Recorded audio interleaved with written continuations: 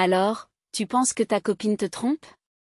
Peut-être qu'elle travaille dans un endroit qui te fait vraiment douter, ou bien il y a peut-être des types au hasard qui semblent être des drapeaux rouges qui rôdent autour d'elle, ou peut-être que c'est juste un sentiment. Mais qu'en sais-tu vraiment? Quel genre de preuve as-tu réellement? Que vas-tu faire pour découvrir si elle te trompe ou non? Vas-tu la confronter? Vas-tu essayer de la suivre? Pour ma part, je poserai un tas de questions pour en savoir plus, tout en essayant de ne pas montrer mes soupçons pour qu'elle n'ait pas le temps de dissimuler ses traces. Mais que faire si elle ne te trompe même pas et que tout cela n'est que dans ta tête, mais que tu ne veux pas être dupé? Alors, que fais-tu? Tu es perdu. Mais ne t'inquiète pas, je suis là pour ça. Tu as bien fait de venir ici, c'est comme un cours. Oui, c'est une sorte de cours, mais je te couvre avec la leçon d'aujourd'hui. Comment savoir quand elle te trompe? Allons-y. D'abord et avant tout, messieurs, quand il s'agit de tromperie et des femmes et comment elles le font, elles ne trompent pas de la même manière que les hommes. Elles ont un système pour que cela se passe. Il y aura différentes manières et différentes choses selon la femme, et ce que je vais vous expliquer est général. Ce n'est pas parce que vous voyez ces choses se produire que cela signifie automatiquement que votre copine vous trompe. Mais si ces choses se produisent, surtout si cela se passe dans cet ordre, vous devriez y prêter attention si j'étais vous. Alors, le système qu'elles ont est, en quelque sorte, un système en 5 étapes. Nous allons passer en revue chacune de ces étapes en détail pour que vous compreniez au moins ce qu'elles signifient et à quoi elles ressemblent pour la plupart. On commence directement par la première étape, la reconnaissance des motifs. Comment fonctionne l'esprit d'une femme, messieurs? C'est qu'elles agissent comme des détecteurs de défauts. Elles reconnaissent des motifs dans quelque chose et ensuite elles trouvent les défauts dans ces motifs. Donc, l'une des premières choses qu'elle fait pour s'assurer qu'elle ne se fait pas prendre si elle fait cela pour tromper est d'analyser son motif. Cela signifie qu'elle va tenir compte de ses déplacements quotidiens. Va-t-elle au travail? Reste-t-elle à la maison? Va-t-elle à la salle de sport? Va-t-elle à l'épicerie? Sort-elle avec ses copines? Va-t-elle chez ses parents et passe-t-elle du temps avec eux? Des choses comme ça. Elle fait le compte de tout son temps. Elle fait aussi le compte du temps qu'elle passe dans chacun de ces endroits. Et puis elle fait aussi le compte des personnes avec qui elle passe du temps. Cela signifie que si elle sort avec ses copines, quelles copines sont-elles? Elle examine également si ses copines sont des amies que vous, en tant que partenaire, appréciez ou connaissez. Passe-t-elle du temps avec des collègues que vous connaissez ou ne connaissez pas? Je pourrais continuer éternellement avec ça. C'est très complexe, comment elle fait une analyse détaillée de son motif de vie. Où passe-t-elle son temps? Avec qui passe-t-elle son temps? Pour qu'elle puisse voir un emploi du temps dans son esprit de tous ses déplacements. Elle fait également une analyse de vous, de votre motif. Où travaillez-vous? Travaillez-vous à la maison? Travaillez-vous à 2 heures de chez vous? Avez-vous un trajet à faire? Utilisez-vous les transports en commun? Utilisez-vous une voiture? Sortez-vous avec des amis après le travail? Rentrez-vous directement à la maison? Allez-vous à la salle de sport? Elle compare votre emploi du temps avec le sien parce qu'elle va l'utiliser pour l'étape 2. Étape 2, le détecteur de failles. Comme je l'ai dit, elle examine les emplois du temps. Elle essaie de les faire correspondre. Et quand elle le fait, ce qu'elle recherche, ce sont les lacunes naturelles dans le système. Elle cherche les défauts dans ce système, là où il y a une lacune. Par exemple, disons qu'elle rentre normalement à la maison à 17 heures et que vous rentrez normalement à 18 heures. Cela représente une heure de temps non comptabilisée où vous supposez qu'elle est à la maison. C'est une lacune naturelle. Elle a vu la faille ou la lacune dans le système. Si, pour une raison quelconque, disons que vous aviez l'habitude de déjeuner à la même heure, vous déjeuniez à 12 heures et elle à 12 heures, et vous vous appeliez pendant vos pauses déjeuner. Mais son travail a changé les horaires ou le vôtre a changé. Maintenant, vous déjeunez à 12 heures et elle à 13 heures. Donc, il y a maintenant une heure où, encore une fois, vous n'êtes pas en contact et vous n'avez aucune idée de ce qu'elle fait. Lacune naturelle. Avant d'approfondir, je vous rappelle que vous pouvez me rejoindre sur ma page Facebook et WhatsApp pour échanger. Je vous mettrai les liens dans la description. Allons-y. Maintenant, Elle recherche des lacunes naturelles dans l'emploi du temps pour pouvoir trouver le temps d'intégrer son amant qui essaie de combler sa lacune naturelle, si vous voyez ce que je veux dire. C'est difficile, je sais. Je n'aime pas ça non plus. J'essaie de rendre la situation un peu plus légère parce que si vous traversez cela, j'essaie de vous donner un peu d'humour, mais je m'écarte du sujet. Le point est qu'elle va analyser chaque petit détail parce que cela va entrer en jeu plus tard. Maintenant, si elle ne peut pas trouver de lacunes naturelles, elle va générer des lacunes artificielles en passant à l'étape suivante, qui est le numéro 3. Étape 3, augmentation des motifs. Une augmentation des motifs, c'est quand elle commence à faire des choses supplémentaires. Donc, si elle n'allait pas à la salle de sport avant, elle va commencer à y aller maintenant. Si elle ne prenait pas de pause déjeuner de 2 heures avant, elle va le faire maintenant. Si elle ne voyageait pas pour le travail auparavant, tout d'un coup, elle doit voyager pour le travail et aller dans tous ces différents endroits où quelque chose dans son motif a changé pour augmenter le temps où elle n'est pas avec vous, créant ainsi plus de lacunes. Elle peut facilement dire, eh bien sûr, nous n'avons pas parlé parce que maintenant j'ai cette pause déjeuner, et maintenant je sors avec mes collègues à cet endroit. Ou encore, oui, je vais à la salle de sport maintenant, donc bien sûr, je n'avais pas mon téléphone sur moi. Je suis à la salle de sport. Je fais de l'exercice. Je soulève des poids. Je fais ce que je fais. Quoi que ce soit, elle invente des voyages d'affaires alors qu'elle ne le faisait pas auparavant, où vous pouvez facilement être accusé d'être ridicule pour vouloir savoir où elle est quand elle dit « Tu sais déjà où je suis ». Je suis dans cette lacune naturelle. Mais ce n'est pas une lacune naturelle. C'est une lacune qu'elle a créée. Maintenant, messieurs, c'est important de le noter. Les 3 premières étapes, il est facile pour vous de mal interpréter cela comme de la tromperie. Ce n'est pas parce qu'elle fait ces 3 choses qu'elle vous trompe nécessairement. Parce que cela pourrait être dû au fait que son travail a simplement changé. Cela pourrait être parce qu'elle prend simplement note de toutes les différentes choses, car les femmes demandent naturellement à propos de votre emploi du temps, où vous êtes et où vous allez. Elles veulent toujours savoir et elles tiennent toujours un compte de tout leur temps. De toute façon, les femmes sont très orientées vers les détails, comme vous devriez le savoir. Nous sommes plutôt orientés vers la vue d'ensemble. Les femmes prêtent plus attention aux détails. Ainsi, si tu la vois essayer de trouver du temps et de voir comment vos emplois du temps s'accordent, cela ne signifie pas forcément qu'elle te trompe. Cependant, la prochaine étape, si elle se produit, mérite de s'inquiéter. Étape 4, la provocation. C'est ici que cela devient vraiment inquiétant. Si ta copine te trompe et qu'elle en a l'intention, les femmes sont ingénieuses quand il s'agit de ce genre de choses. La provocation est difficile à expliquer, mais je vais essayer de te l'expliquer. Cela me rappelle quelque chose qu'on fait en escrime appelé une feinte, où elle se déplace dans une direction pour te faire croire que c'est là où elle va, tout cela pour finalement aller dans une autre direction. Elle veut que tu te trompes de côté pour pouvoir te frapper là où ça fait mal. Elle va faire cela avec ta jalousie concernant d'autres hommes. Comment cela fonctionne-t-il en pratique? Eh bien, tu vas sentir quelque chose. Tu vas le renifler. Tu vas le ressentir. Tu vas percevoir la présence d'un autre type, quelqu'un rôdant autour de ton territoire. Contrairement à ce que la société nous a dit, ce n'est pas comme si nous ne pouvions pas sentir quand quelque chose se passe avec notre femme, notre maison, notre travail, nos enfants. Nous pouvons sentir quand quelqu'un rôde et se rapproche un peu trop. Elle va donc créer une situation dans laquelle tu ressens cela, mais cela n'existe pas vraiment, de sorte que tu commences à douter de tes propres sens. Pour expliquer davantage, disons qu'elle commence à aller à la salle de sport.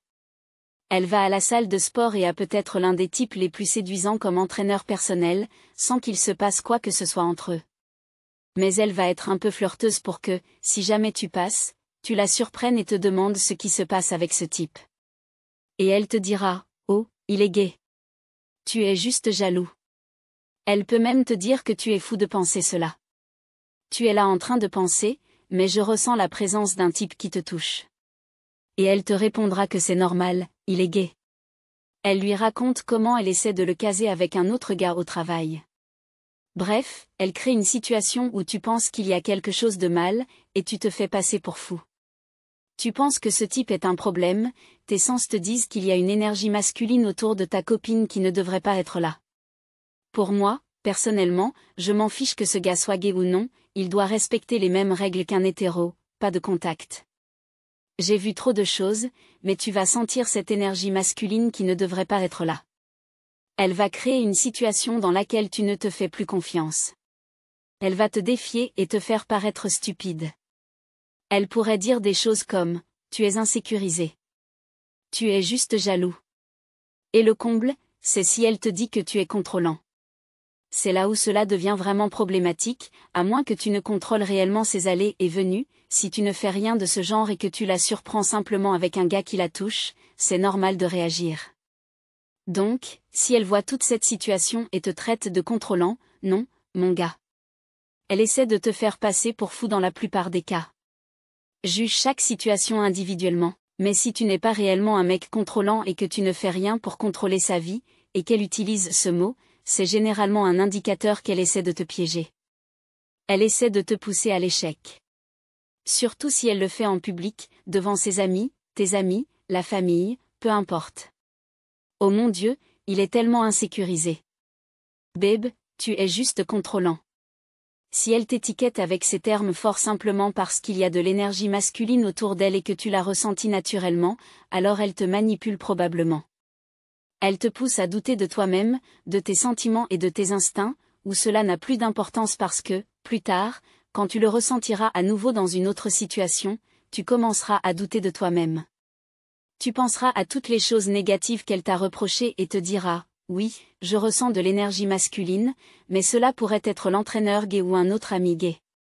Elle te fait douter de toi-même et amène le public, c'est-à-dire les amis et la famille, à douter de toi également, pour qu'elle puisse faire ce qu'elle veut. Et à chaque fois que tu essaies d'enquêter, de réfléchir ou de te renseigner, elle dira, « Oh mon Dieu, on doit encore faire ça ?» C'est encore l'histoire de l'entraîneur gay. C'est un appât.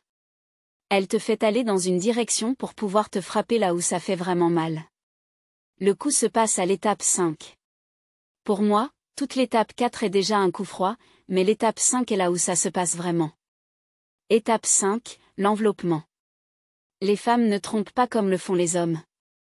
En général, les hommes sautent souvent plusieurs étapes et entrent directement dans le désordre de leur routine.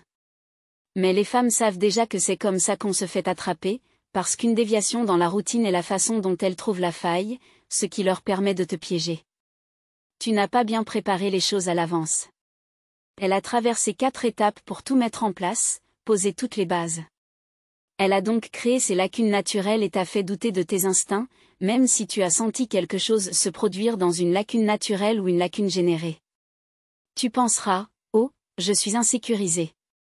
Je suis contrôlant. Je ne veux pas être appelé comme ça. Donc tu reculeras. Elle va alors tromper dans ses lacunes. Elle va intégrer la tromperie dans sa vie. Ce ne sera pas quelque chose de fou ou d'extravagant. Habituellement, les mecs font cette bêtise de dire qu'ils travaillent tard alors qu'ils n'ont jamais travaillé tard auparavant, et le moment où ils commencent à travailler tard, c'est qu'ils couchent avec la secrétaire. C'est facile à découvrir. Les femmes auront leur vie normale avec ce qu'elles font habituellement. Si elles rentrent à la maison à 17h et que tu rentres à 18h, c'est pendant cette heure-là que ça se passe. Si elle va normalement rendre visite à sa famille et qu'elle va dans un autre état, une autre ville ou quoi que ce soit, elle conduit pendant ce trajet ou dans la ville où se trouve sa famille. Elle fait des courses et dit à sa mère, son père, ses sœurs, ses frères ou qui que ce soit qu'elle va traîner avec des amis. Son fait de traîner avec des amis est en réalité un moyen de cacher sa tromperie, mais c'est enveloppé dans sa vie normale. Ce n'est rien d'extraordinaire pour toi. Tu te dis qu'elle va voir sa famille une fois par mois depuis que vous êtes mariés. Vous êtes mariés depuis 20 ans. Donc, ce n'est pas étrange parce qu'elle a sa vie enveloppée autour de la tromperie. Tu ne t'en rends pas compte. Tu ne le vois pas. C'est comme glisser une lame de rasoir à l'intérieur d'un gâteau. Tu vas simplement le manger. Tu ne sauras pas que ta bouche va être coupée si tu manges le mauvais morceau. Chacune de ces étapes, chacune de ces 5 étapes, je pourrais aller beaucoup plus en profondeur avec chacune d'elles parce que je ne fais qu'effleurer la surface. Mais je veux au moins te donner un aperçu de comment cela fonctionne parce que beaucoup d'entre vous ne le réalisent même pas. Vous pensez à la tromperie de la même manière que vous le feriez, c'est-à-dire oh, si je vois quelque chose d'inhabituel alors, mais non, mon gars. Elles mettent généralement les choses en place à l'avance. Et encore une fois, ce n'est pas parce que ces choses se produisent qu'elles te trompent automatiquement, mais je m'inquiéterais. Mais j'ai délibérément sauté une étape. Je voulais aller directement dans les étapes réelles de ce qui se passe quand elle veut tromper, mais j'ai sauté l'étape 0. L'étape 0, tu te demandes peut-être ou tu penses peut-être déjà savoir. L'étape 0 est, qui est-il? Alors, qui est ce type avec qui elle te trompe? Pourquoi veut-elle même le tromper avec lui? Où l'a-t-elle trouvé? Que se passe-t-il vraiment? Lorsqu'il s'agit de savoir qui est ce gars en termes de raisons pour lesquelles elle fait ça, il y a plusieurs vidéos sur notre chaîne qui expliquent pourquoi elle pourrait tromper. Donc, nous n'allons pas aborder cela ici. Mais nous allons parler de qui il est, d'où vient ce type. Je vais commencer par l'ordre inverse, du moins probable au plus probable, en commençant par le numéro 3, le moins probable, un nouveau gars. Il s'agit de quelqu'un qu'elle a rencontré lors d'un voyage entre filles amusant et alcoolisé. C'est lorsqu'elle sort dans un bar avec ses copines, qu'elle se retrouve avec un gars dans les toilettes, ou qu'elle part en voyage entre filles et qu'elle rencontre quelqu'un à la Nouvelle-Orléans, ou qu'elle est en croisière et qu'elle passe tout son temps à flirter avec quelqu'un pendant cette croisière entre amis ou lors d'un voyage professionnel où il y a généralement de l'alcool en jeu. Quelque chose où elle est censée s'amuser et s'éloigner de sa vie quotidienne, de ses problèmes avec son mari et ses enfants. Les nouveaux gars ont leurs avantages et leurs inconvénients. L'avantage est qu'il ne sera probablement pas présent longtemps. C'est probablement juste un coup d'un soir, une fois ou deux, ou quelque chose qui se passe pendant le voyage, donc tu n'as pas à t'inquiéter qu'il interfère trop dans ta vie réelle. Le mauvais côté, c'est qu'elle ne connaît pas ce nouveau gars. Cela signifie qu'elle ne connaît pas son nom. Il pourrait avoir une MST. Elle pourrait être tombée enceinte. Elle ferait probablement des choses folles qu'elle n'a pas faites avec toi, ce qui est malheureusement probablement le cas, peu importe avec qui elle trompe. Elle fait probablement des choses qu'elle ne fait pas avec toi. Oui, nous en parlerons plus tard. Mais le numéro 2, le deuxième pire, le deuxième plus probable, est un gars que tu connais mais que tu connais indirectement. Il pourrait être le petit ami d'une de ses amies ou le mari d'une de ses amies ou le mari d'une collègue, ou bien ce pourrait être un père à l'école. Quelqu'un qu'elle voit tout le temps, mais qui est lié à une autre personne que tu connais vaguement. Cela craint parce que tu connais ce gars et tu as probablement serré sa main, peut-être même l'a invité chez toi. Et maintenant, il pense qu'il a droit à tout. Donc, ça craint.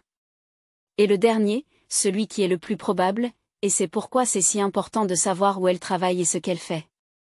Les collègues, les gars avec qui elle passe le plus de temps, que ce soit des collègues de travail ou des lieux qu'elle fréquente, comme la salle de sport ou la piscine. Disons que tu as des gens qui viennent chez toi constamment. Disons que tu as beaucoup d'argent et que tu as des gardes de sécurité partout.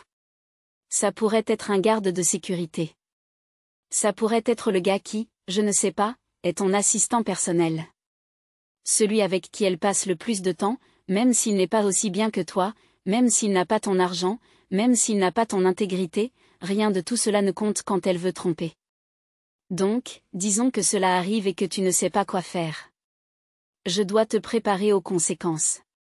J'espère que ce n'est pas le cas, et je suis désolée si c'est le cas.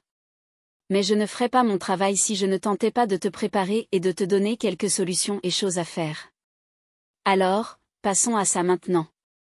La première chose que tu dois savoir, c'est que si ta copine se fait prendre par toi, même avec des preuves, elle va se transformer en Shaggy. Ce n'était pas moi.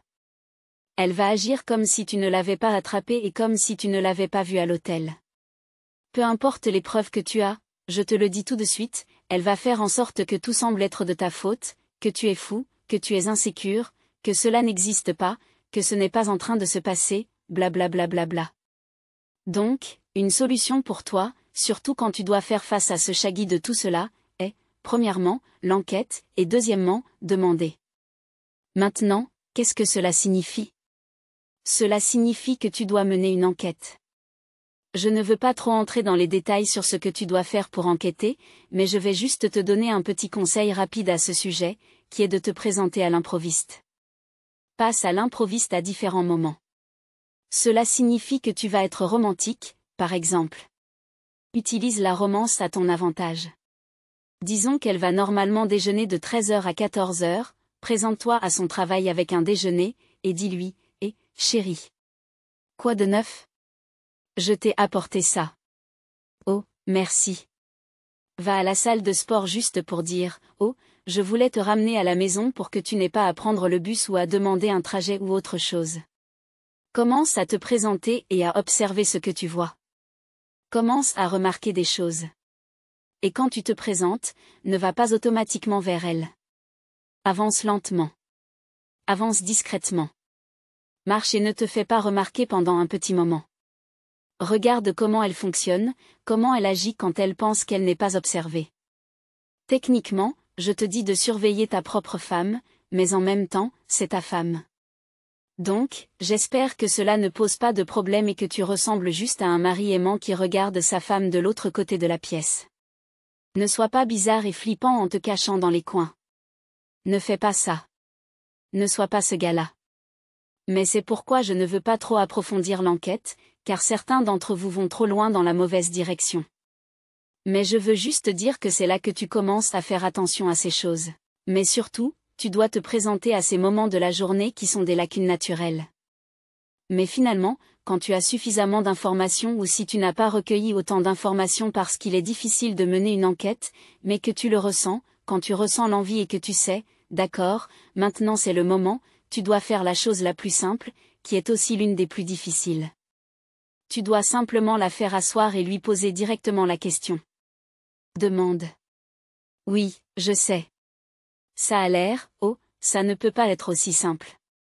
Ça l'est en quelque sorte. Et je vais te montrer comment. Voici ce que tu dois faire. Premièrement, sois absolument sérieux. Dis-lui, on doit parler. J'ai besoin que tu t'asseyes, et qu'on ait une conversation sérieuse. Alors elle pourrait se dire, d'accord. De quoi s'agit-il? Blabla. Assure-toi, messieurs, que lorsque tu fais cela, il n'y a aucune distraction. Donc pas d'enfant, pas de télé, pas de « je dois aller travailler », rien. Choisis un moment, peut-être à la fin de la nuit. Même si elle est fatiguée ou que tu es fatigué, choisis un moment où personne ne peut utiliser une excuse pour partir ou être pressé. Fatigué? Oui, d'accord. Peu importe. Tu vas devoir ignorer la fatigue. Mais les enfants doivent être éloignés. Ton travail ne doit pas interférer avec cette conversation. Et tu peux même l'annoncer à l'avance. Fais-lui savoir, oui, nous allons avoir une discussion demain après le travail. Il y a juste des choses dont je veux te parler. Et encore une fois, sois très sérieux. Ne donne pas l'impression que tu plaisantes. Ne donne pas l'impression que tu poses des questions ou que tu hésites, comme « peut-on parler ?» Non. Ce n'est pas une question de « peut-on parler ?» Dis simplement « on doit parler ». Et quand vous parlez, essaie de le faire presque comme une transaction commerciale. Fais-le à une table si possible. Asseyez-vous en face l'un de l'autre, et non à côté, de manière à pouvoir la regarder dans les yeux. Reste calme, froid, et posé. Ne sois pas émotif. Ne laisse pas ta voix fluctuer ou faire toutes sortes de trucs. Tu dois être exactement comme je te parle maintenant. Dis quelque chose comme « Bon, je dois te demander ça, et je veux que tu sois honnête parce que c'est quelque chose qui me pèse pour plusieurs raisons. Alors, est-ce que tu me trompes? Est-ce que tu as des relations sexuelles avec quelqu'un? Est-ce que tu couches avec cette personne? Est-ce que tu couches avec qui que ce soit? Et d'ailleurs, messieurs, pendant cette séance de questions, vous devez être précis. Mesdames, vous n'aimerez peut-être pas ça, mais je ne me préoccupe pas de ça maintenant. Je suis honnête avec mes gars.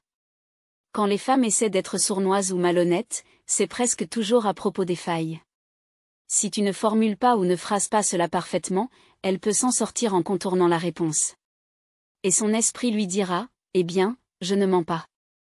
Donc, si tu demandes, est-ce que tu couches avec Tony, et qu'elle dit, non, je ne couche pas avec Tony, parce que le nom du gars est en réalité autre chose, elle peut honnêtement dire, non, je ne couche pas avec Tony.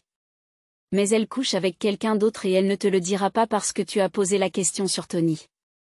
Tu n'as pas demandé à propos de Geraldo ou quel que soit le nom du gars.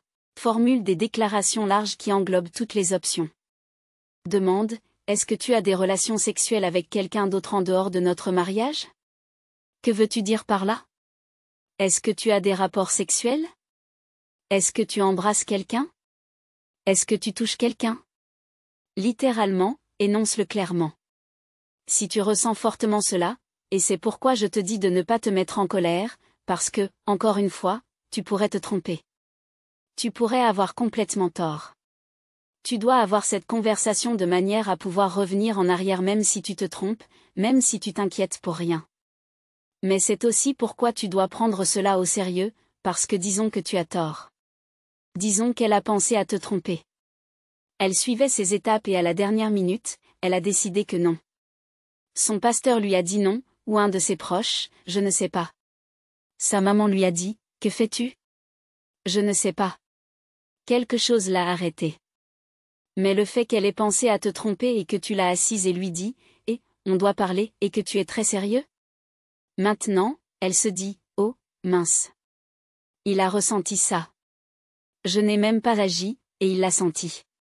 Il fait attention. Il remarque. Oh mon Dieu. Cela sera un facteur dissuasif pour toute autre fois où elle pourrait penser à le faire. Et ce sera un facteur dissuasif.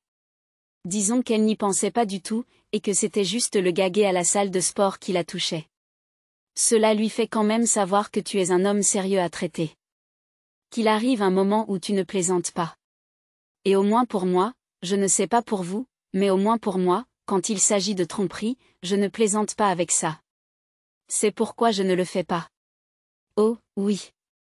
Au cas où vous ne le sauriez pas, je n'ai jamais trompé qui que ce soit. Pas moi en étant dans une relation. Non. Si je me suis engagée envers quelqu'un, je suis engagée envers cette personne.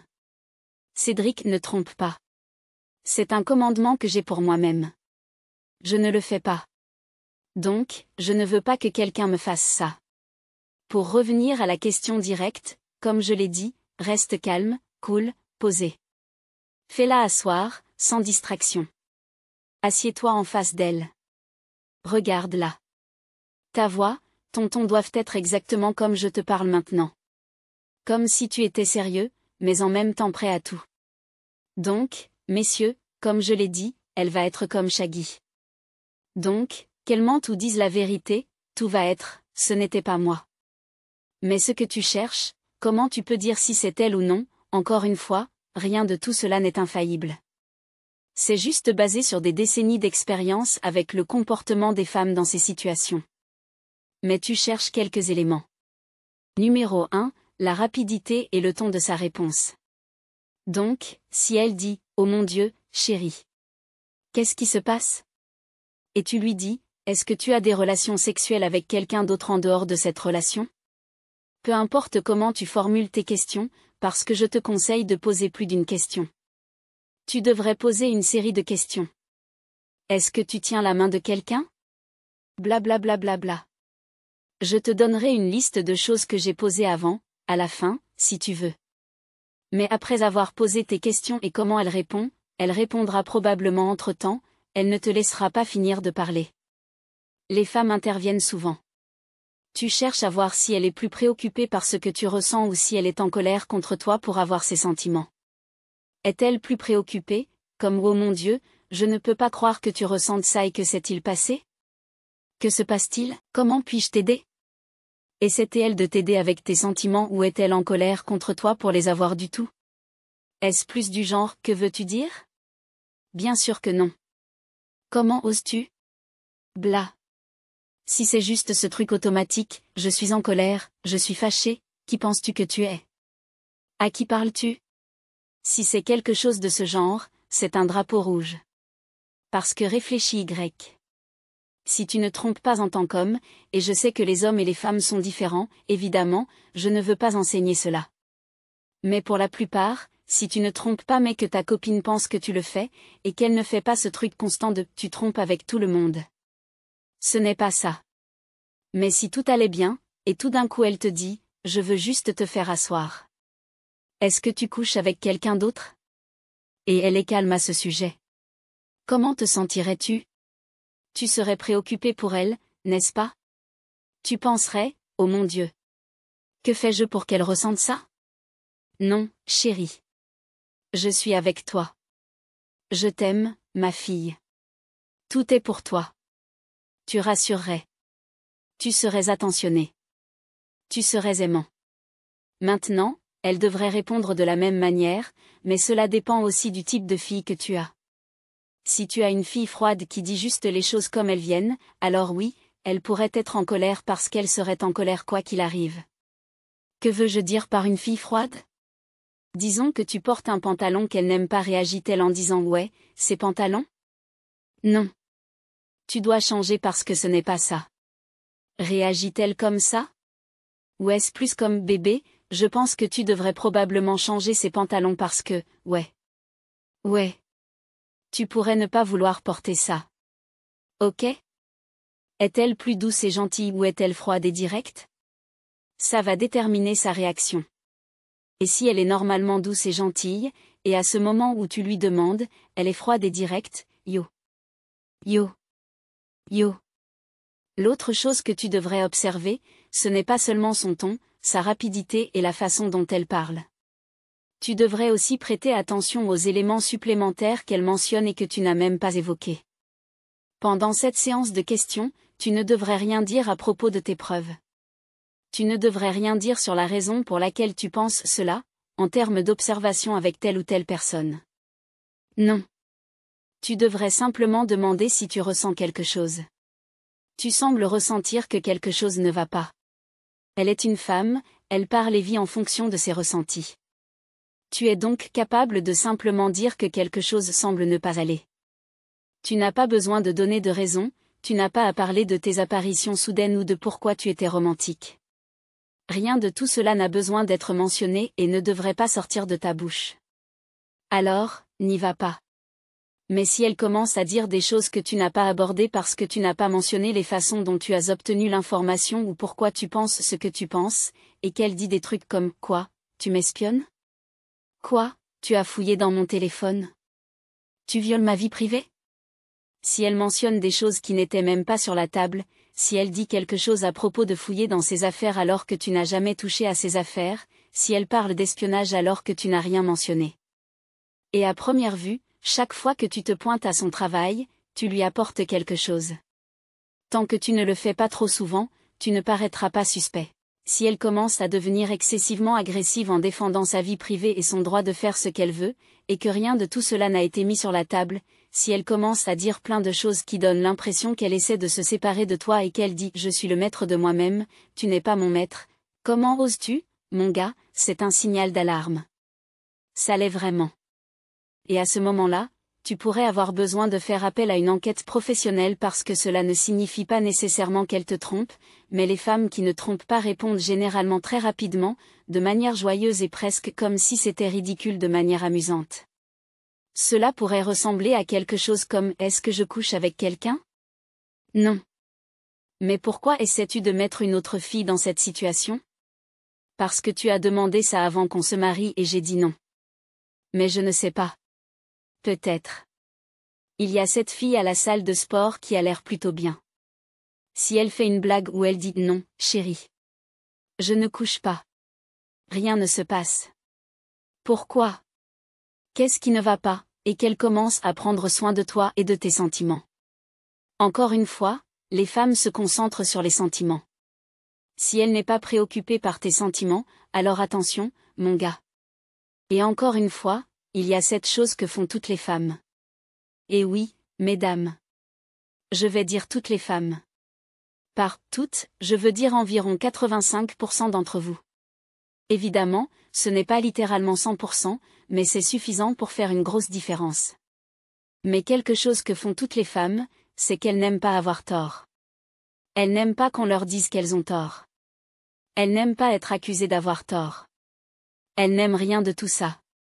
Mais si tu lui dis qu'il y a un potentiel pour qu'elle ait tort, mais que cela repose sur tes sentiments, et qu'elle est censée t'aimer, c'est là qu'elle devrait, à ce moment-là, si tu as trouvé une bonne, s'inquiéter de tes sentiments.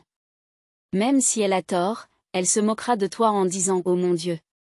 Parce que apparemment, tu penses que je te trompe. Mais c'est bon, bébé. Viens ici. Si elle fait quelque chose où elle répond rapidement, joyeusement et prend soin de toi, cela ne signifie pas qu'elle ne te trompe pas. Cela ne signifie pas qu'elle te trompe. Mais il est plus probable qu'elle ne le fasse pas.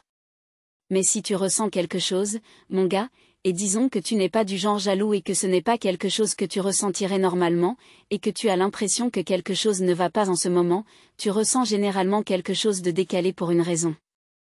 Je vais te dire rapidement ce que je dis parfois quand je suis dans ce mode. Et ensuite, si tu veux un aperçu complet de la façon dont je gérerai personnellement cette conversation et de ce que je dirai mot pour mot, mets ça dans les commentaires ci-dessous. Fais-le-moi savoir. En fait, toutes les différentes choses que je dirai, si tu veux savoir, fais-le-moi savoir dans les commentaires. Alors je vais simplement passer maintenant, messieurs, à quelques conseils rapides que vous pouvez appliquer en termes de mesures préventives. Conseil 1, soyez irremplaçable. Il y a de nombreuses vidéos sur cette chaîne qui parlent de telles choses, mais finalement, l'objectif est d'essayer de dissuader tout cela de se produire. Donc, si tu te rends si incroyable qu'il est ridicule pour elle de te tromper, c'est simplement qu'elle est folle si elle le fait, alors c'est probablement le meilleur moyen de dissuasion que tu puisses avoir. Donc, je veux dire ça d'emblée. Et c'est simplement d'être irremplaçable. À tel point qu'elle se dit « Je m'inquiète que si je fais ça, il me quittera et je ne pourrai pas le récupérer. » Il n'est pas facile à remplacer. Conseil 2, soyez imprévisible. Nous en avons déjà parlé avec les apparitions surprises. Mais, en gros, utilise cette romantique pour te montrer à différents moments et fais en sorte que ton emploi du temps soit tel que, même si tu as ton emploi du temps, de temps en temps, modifie-le et fais en sorte qu'elle le découvre après coup. Ou elle dit « Oh, tu passes plus de temps dehors, tu es rentré à 18h30 au lieu de 18h. » Et tu dis « Oui, tu sais. J'ai commencé à traîner avec le pote Joseph pour une raison quelconque. » Fais ça pendant environ 3 semaines d'affilée, puis arrête. Fais simplement des choses pour être aussi imprévisible que possible. Évidemment, ça va être difficile quand tu as ton travail et toutes les choses régulières dans ton emploi du temps. Mais au moins, essaie de faire ces apparitions surprises et rends-le difficile pour elle, encore une fois, réfléchis Y. Parce qu'elle se dit « Il a rencontré tout le monde au travail et parfois il apparaît juste et m'apporte à déjeuner. » Alors comment suis-je censé tromper pendant que je suis au travail? Conseil 3, soyez dangereux.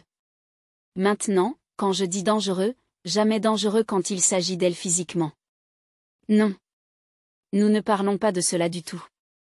Mais dans cette vidéo, je parle de comment tu devrais être dangereux en termes d'autres hommes.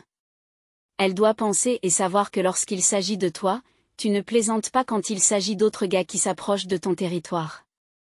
Donc, si elle pense cela à ton sujet, encore une fois, cela agit comme un moyen de dissuasion.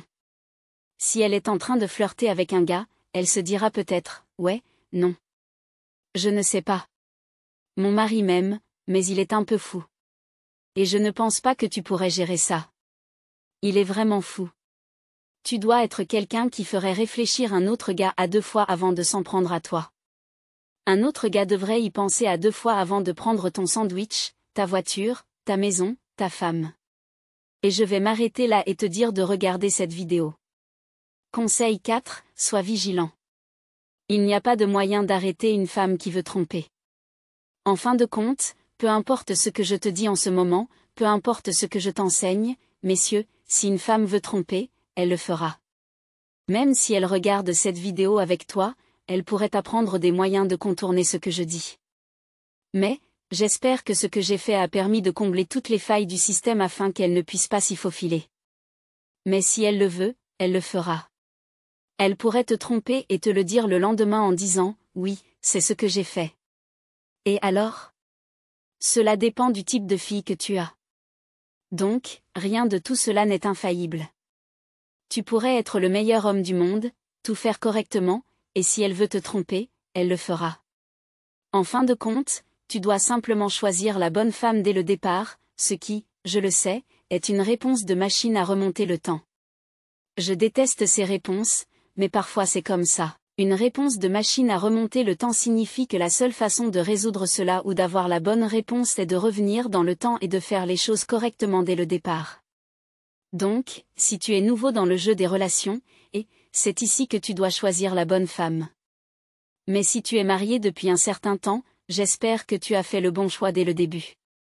Donc, oui. En fin de compte, fais attention, car si une femme veut tromper, elle le fera, mon gars. Je suis désolé pour ça. Dernier conseil, sois assez fort pour partir, messieurs. En fin de compte, tu dois décider de ce que tu es prêt à tolérer. Pour moi, je ne tolérerai pas la tromperie, donc tu dois être assez fort pour t'en aller si c'est nécessaire. Et je sais que ça va être difficile.